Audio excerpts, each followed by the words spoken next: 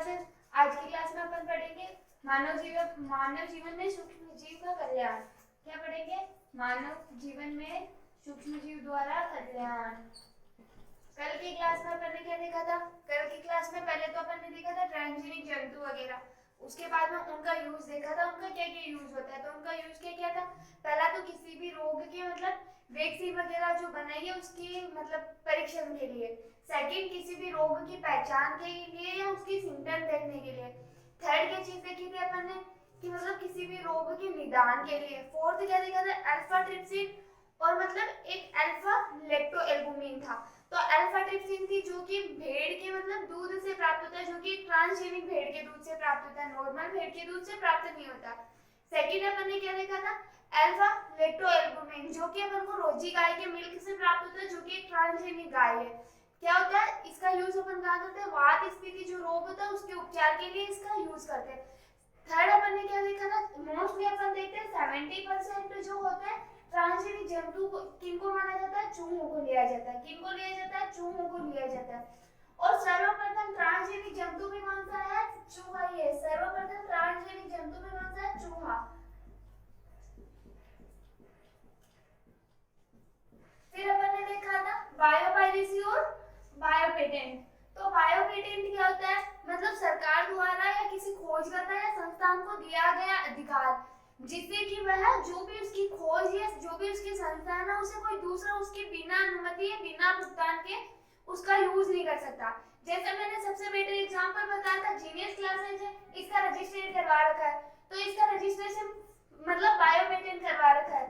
तो बायोपेटेंट है, इसका मतलब कोई दूसरा अगर ये चैनल यूज करता है तो उसे पहले या तो भुगतान करना पड़ेगा या परमिशन लेनी पड़ेगी, तभी वो इस चीज का यूज कर सकता है, वरना बिना परमिशन या बिना इसके भुगतान के यूज नहीं कर सकता। सेकंड बात क्या करते हैं अपन? बायोपायरेसी। तो बायोपायरेसी क्या होती है?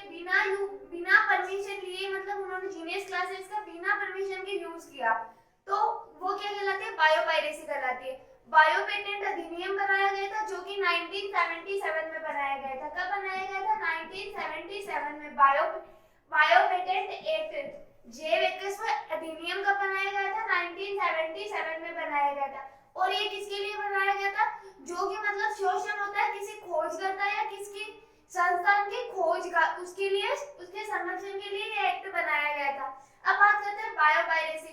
तो बायोपायरेसी जैसे अपन देखते हैं राजस्थान में कहीं से पेट्रोल निकाल रहे हैं, कोई दूसरे स्टेट वाले कहीं से पेट्रोल निकाल रहे हैं राजस्थान में, तो वो राजस्थान सरकार से बिना पूछे या बिना अनुमति के वहां से पेट्रोल निकाल रहे हैं, तो ये क्या कहलाता है? बायोपायरेसी कहलाता है। जैसे अपन ने देखा था कल का एग्जाम्पल क्या था? जैसे कोई भी आईफोन है, एप्पल का कोई भी मॉडल है फोन लिया, तो उसे सैमसंग वालों ने उस मॉडल को रीमेक करके क्या सेल आउट कर दिया। तो बिना परमिशन के, एप्पल कंपनी वालों के बिना परमिशन के उन्होंने उसे रीमेक किया, पहले तो उसे सेल आउट कर दिया, तो ये क्या कहलाती है? बायोपायरेसी कहलाती है। तो इसके लिए क्या बनाया गया था? जीईएसए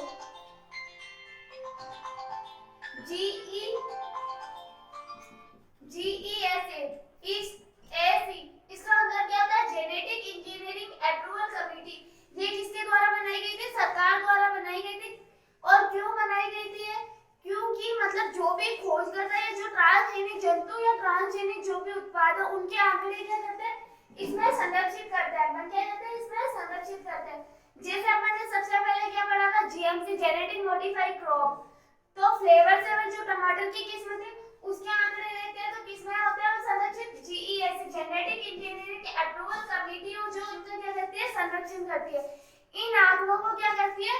मतलब इन आंकड़ों को रिकॉर्ड रखती है। तो उसका किसके अंदर आंकड़ों का रिकॉर्ड करती है? जीईएस। ये एक कमेटी है, ये पूरे आंकड़ों या जो भी मतलब जेनेटिक इंजीनियरिंग से जो उत्पाद या ट्रांसजेनिक जंतु जो बनते हैं उनका आंकड़ों का रिकॉर्ड रखती है। सेकंड बात करते हैं अपन कि मतलब है ना बायोपायरेसी के बारे में।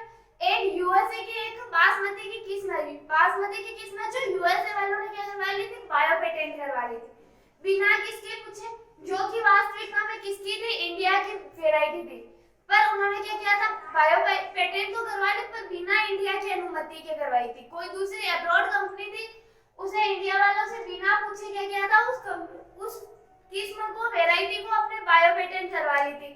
तो बायोपेटेंट तो करवा ली थी, लेकिन ये क्या कहलाता है? बायोपायरेसी कहलाता है। फिर लेकिन उन्होंने अपने नाम पे बायो पेटेंट करवा ली। तो क्या हुआ, जैसे कि वो केसेस हुए, तो फिर जो भी समझौता हुआ, तो आज क्या होता है, यूएसए वाले 15 से 20% जो भी उनके बीच में समझौता हुआ उसे क्या करते हैं, वो इंडिया को इसका टैक्स देते हैं। क्या करते हैं, टैक्स देते हैं इंडिया को। अब सेकंड बात करें, अपन ने क्या देखा था इसके बाद में, बायोरिएक्टर। तो बायोरिएक्टर होते क्या है, बायोरिएक्टर वैसे मेनली कौन सा बायोरिएक्टर यूज किया जाता है, स्ट्रिंग टाइप या दंड विलोडक। कौन सा किया जाता है, स्ट्रिंग टाइप या दंड विलोडक प्रकार का बायोरिएक्टर यूज किया जाता है। ये होते हैं 100 से 1000 लीटर के स्टील के बने हुए टैंक होते हैं। 100 से 1000 लीटर के स्टील के बने हुए टैंक होते हैं, जिनमें क्या किया जाता, जिनमें कि कौन कौन से नियंत्रण तंत्र लगे हुए थे। पहला ऑटो नियंत्रण तंत्र,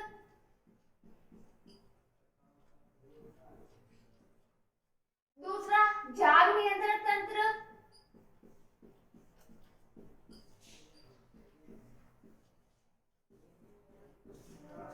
थर्ड ताप नियंत्रण तंत्र,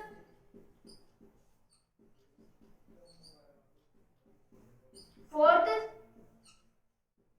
पीएच नियंत्रण तंत्र।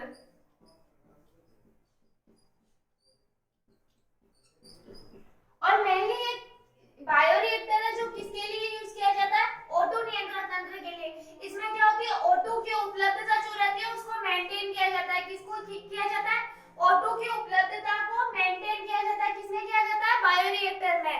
और किस प्रकार के बायोरिएक्टर में ऑटो की उपलब्धता को मेंटेन किया जाता है, स्ट्रिंग टाइप में।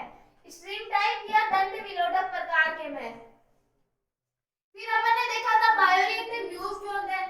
तो बायोरिएक्टर का यूज क्यों किया जाता है, कोई भी जैविक पदार्थ है उनसे बनने वाले ट्रांसजेनिक उत्पादों के लिए बायोरिएक्टर का यूज किया जाता है, जिसमें क्या होता है, ऑटो की उपलब्धता को नियंत्रण रखा जाता है।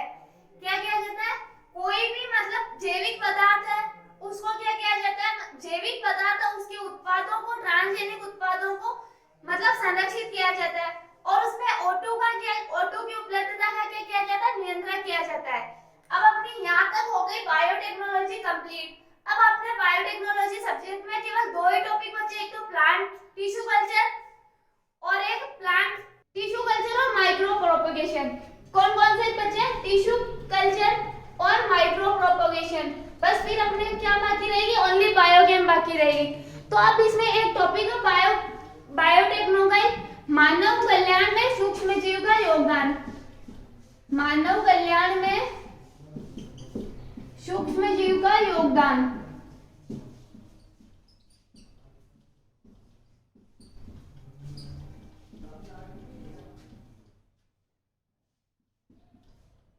Microbes in human welfare, microbes in human welfare बहुत ही इंपॉर्टेंट टॉपिक है। अफसों में यहाँ से कितने क्वेश्चन आते हैं, 2 से 3 क्वेश्चन अफसों में आते हैं। प्री पीजी में 2 से 3 क्वेश्चन प्री पीजी में आते हैं यहाँ से। और अगर बात करें अपने सेमेस्टर एग्जाम की, तो सेमेस्टर एग्जाम में यहाँ से बड़े नंबर का क्वेश्चन बनता है 1, या अगर छोटे छोटे नंबर का क्वेश्चन आता है तो 2 क्वेश्चन आते हैं वो। अब माइक्रोब्स, मानव कल्याण में सूक्ष्म जीव का क्या होता है। अगर अपन देखें अपनी डेली लाइफ में कहीं ना कहीं अपन जो भी रूटीन में, डेली लाइफ में रूटीन होता है, उनमें अपनी माइक्रोब्स का कहीं ना कहीं छोटा मोटा योगदान जरूर होता है। पर अपन को क्या होता है, उन चीजों के बारे में पता नहीं होता। जैसे मोस्टली जनरली आपने घर में देखा होगा, किचन में बहुत सारे काम मम्मी कुछ भी पकाती है, उसमें भी क्या होता है, माइक्रोब्स का बहुत बड़ा रोल होता है। अपन खाने में कुछ भी, जैसे दही बनाते हैं, सबसे पहले अपन क्या देखते हैं, दही। अब बात करते हैं घरेलू उत्पाद में। पहले माइक्रोब्स, मानव कल्याण में सूक्ष्म जीव का योगदान पहले किसमें देखते हैं, घरेलू उत्पाद में।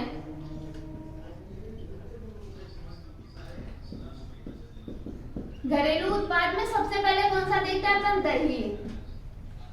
दही निर्माण,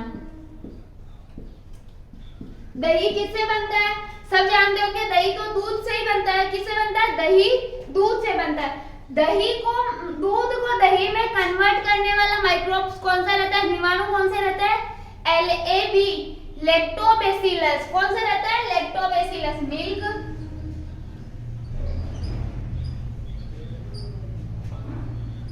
LAB, लैक्टोबैसिलस,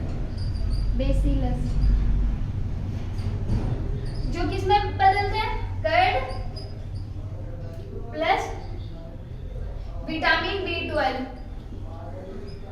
विटामिन B12। अब बात करते हैं लैक्टोबैसिलस। लैक्टिक एसिड जीवाणु, अगर बात करें इसकी फुल फॉर्म की तो लैक्टिक एसिड बैक्टीरिया।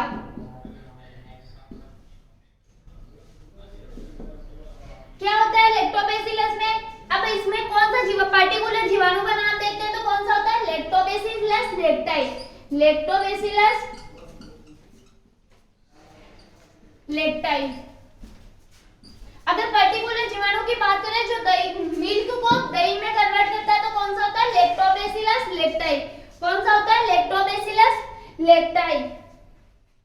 तो ये क्या करता है, पहले मिल्क है, मिल्क में अपन इसकी मतलब संख्या बढ़ाने के लिए क्या करता है, मिल्क में संख्या बढ़ाने के लिए थोड़ा सा जामन के रूप में कुछ डालते हैं।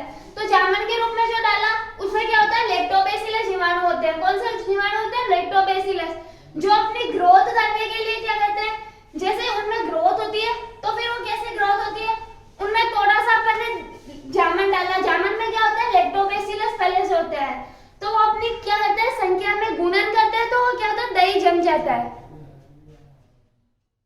मिल्क से क्या बनता है, लैक्टोबैसिलस जीवाणु के द्वारा दही तो बनता है, पर साथ में क्या बनता है, विटामिन B12 भी बनता है। कौन सा बनता है, विटामिन B12। तापमान कितना रहता है, 35 डिग्री सेंटीग्रेड से कम, तापमान 35 डिग्री सेंटीग्रेड से कम। अब कर्ड में होता है क्या, लैक्टिक अम्ल। कौन सा कर्ड में कौन सा अम्ल होता है, लैक्टिक अम्ल। कर्ड में कौन सा अम्ल होता है, लैक्टिक अम्ल पाया जाता है कर्ड में।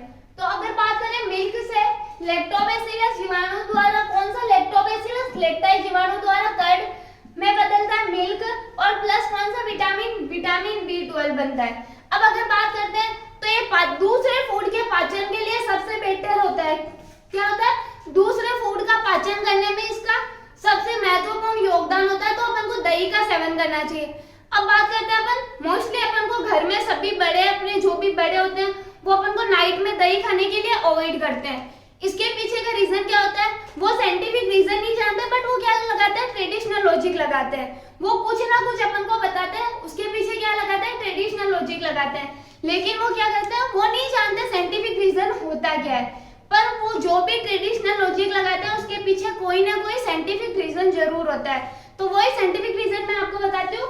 तो साइंटिफिक रीजन होता क्या है, दही होता है वो दूसरे अदर फूड होते हैं उनके पाचन के लिए तो इजी होता है, लेकिन उसका खुद का पाचन थोड़ा मतलब ऐसा रेयरली होता है, बहुत मुश्किल से होता है उसका खुद का पाचन।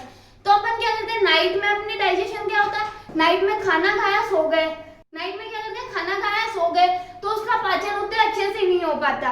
तो इसलिए अपन को क्या करना चाहिए, नाइट में, ये दही खुद एक हेवी फूड है, क्या होता है, दही एक खुद हेवी फूड है, तो इसलिए अपन को क्या करते हैं, घर के बड़े होते हैं वो दही नाइट में खाने के लिए मना करते हैं। अब बात करते हैं अपन घर के दही और बाहर के दही में डिफरेंस क्या होता है, कौन सा बेटर होता है। हमेशा रिकमेंड करना चाहिए जितना हो सके उतना घर का दही। क्यों खाना चाहिए, क्योंकि घर के दही में क्या होता है, नेचुरल होता है। पहली बात तो ये घर का दही नेचुरल होता है। सेकंड चीज क्या होता है, जो लैक्टोबैसिलस जीवाणु होते हैं वो अपनी बॉडी के लिए क्या होते हैं, हेल्पफुल रहते हैं। तो इसमें क्या होता है, घर के दही में लैक्टोबैसिलस बैक्टीरिया जो होते हैं उनकी कंसेंट्रेट क्या होती है, हाई होती है। लैक्टोबैसिलस बैक्टीरिया की कंसेंट्रेट क्या होती है, हाई होती है। इसमें क्या होता है, लैक्टोबैसिलस बैक्टीरिया की कंसेंट्रेट हाई होती है, और जितने भी उसमें क्या होते हैं लैक्टोबैसिलस बैक्टीरिया होते हैं वो क्या करते हैं, हाई मतलब एक्टिव होते हैं, सारे के सारे क्या होते हैं, एक्टिव होते हैं, कोई भी इनएक्टिव नहीं होते, न किसी रीजन के कारण वो एक इनएक्टिव होते हैं। अगर अपन घर के दही को ज्यादा दिनों तक रखते हैं तो उसमें क्या होता है, लैक्टोबैसिलस जीवाणु होते हैं उनकी मात्रा ज्यादा होती जाती है, कंसेंट्रेट ज्यादा होती जाती है। दही में खट्टापन किसके कारण आता है, लैक्टिक एसिड के कारण आता है। किसके कारण आता है, लैक्टिक एसिड के कारण। दही में खट्टापन किसके कारण आता है, लैक्टिक एसिड के कारण आता है। अब बात करते हैं बाहर का दही। तो बाहर के दही में होता क्या है, बाहर के दही में एक तो एडिशनल ये मिलाए जाते हैं लैक्टोबैसिलस, जो आर्टिफिशियल लैक्टोबैसिलस होते हैं, जीवाणु होते हैं, वो मिलाए जाते हैं। पहले से उनके कंसेंट्रेट घर के कंपैरिजन में, घर का जो दही होता है और बाहर का लाया हुआ जो दही होता है, उसके कंपैरिजन में सदैव क्या होता है, बाहर के दही में लैक्टोबैसिलस जो जीवाणु होते हैं उनकी कंसेंट्रेट क्या होती है, कम होती है। पहले से तो कम होती है, फिर अपन क्या करते हैं, उसमें प्रिजर्वेटिव मिलाना पड़ता है, परिरक्षक मिलाना पड़ता है, ताकि वो लॉन्ग टाइम के लिए मतलब सेफ रह सके। तो लॉन्ग टाइम के लिए सेफ रह सके तो उसमें क्या डालते हैं, प्रिजर्वेटिव डालते हैं। प्रिजर्वेटिव डालने के बाद क्या होता है, जो भी मतलब पहले से, तो एक तो उनकी कंसेंट्रेट पहले से कम रहती है, फिर और ज्यादा कंसेंट्रेट कम हो जाती है। तो जैसे उनमें प्रिजर्वेटिव डालते हैं, प्रिजर्वेटिव डालने के बाद होता क्या है, तो जो भी लैक्टोबैसिलस होते हैं वो अधिकतर लैक्टोबैसिलस क्या हो जाते हैं, इनएक्टिव हो जाते हैं। क्या हो जाते हैं, इनएक्टिव हो जाते हैं। वो पहले एक्टिव होता है जो कि बाद में इनएक्टिव हो जाते हैं। पहले से उसमें कंसेंट्रेट कम होती है, और रईस में जो भी होते हैं पहले से लैक्टोबैसिलस वो और इनएक्टिव हो जाते हैं, तो उसकी कंसेंट्रेट तो काफी कम हो गई। इसीलिए क्या होता है, वो अपनी बॉडी के लिए थोड़ा डाइजेस्टेबल नहीं होता उतना इजीली। तो इसलिए अपन को जितना हो सके घर का दही रिकमेंड करना चाहिए। अब सेकंड बात करते हैं इडली व डोसा। अब आप सोचते होंगे कि मतलब इसमें माइक्रोब्स का क्या रोल होगा इडली व डोसा में।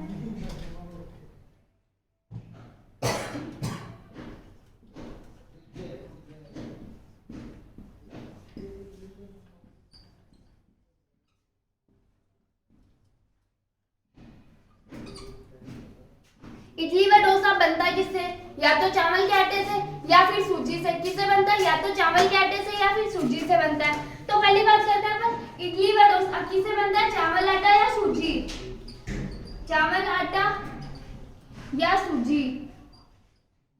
इसमें क्या होता है, किसी जीवाणु होते हैं, उनकी सहायता से, कौन से जीवाणु होते हैं, बेसिलस जीवाणु होते हैं। कौन से जीवाणु होते हैं, बेसिलस जीवाणु, बेसिलस जीवाणु। उसके बाद में बेसिलस जीवाणु के बाद में बनता क्या है, इडली व डोसा।